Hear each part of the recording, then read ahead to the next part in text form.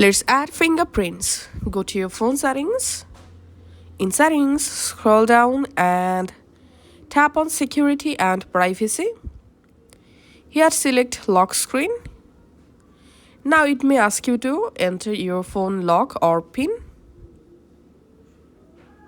And then under biometrics, here you will find fingerprints. Tap on that. Tap on continue. Tap on register. And now press your finger inside the circle. Lift it when the circle is fully highlighted. Then press again.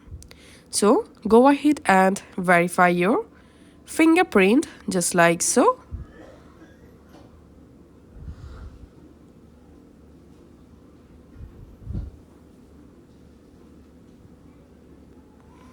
Once you successfully verified your fingerprint, tap on done. And as you can see, I've successfully added my first fingerprint. That's how you can go ahead and add more than one fingerprints. Now let's lock our device.